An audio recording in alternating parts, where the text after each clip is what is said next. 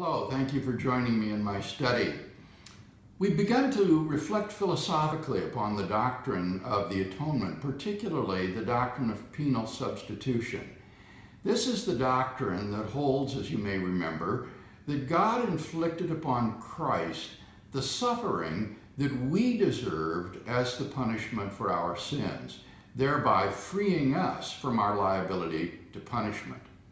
Now, within the philosophy of law, the theory of punishment falls into two sections that are relevant to penal substitution.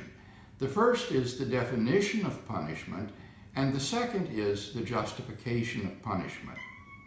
Let's think first about the definition of punishment.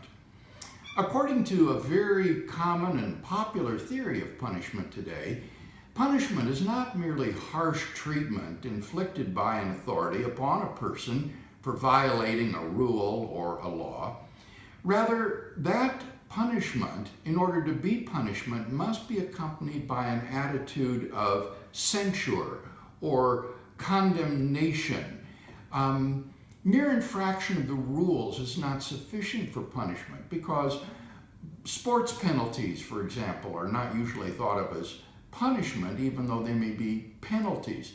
Similarly, fines that are imposed in civil law for violations of civil law are penalties, but some theorists would say they're not, strictly speaking, punishments, because punishments carry with them the stigma of condemnation or censure. And the claim here is that penal substitution is therefore impossible.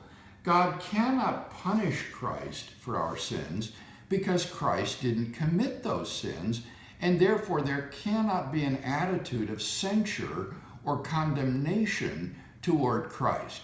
So even if God inflicted harsh treatment upon Christ, he could not be said to punish Christ for our sins because that harsh treatment is not accompanied by a stigma or attitude of condemnation or censure.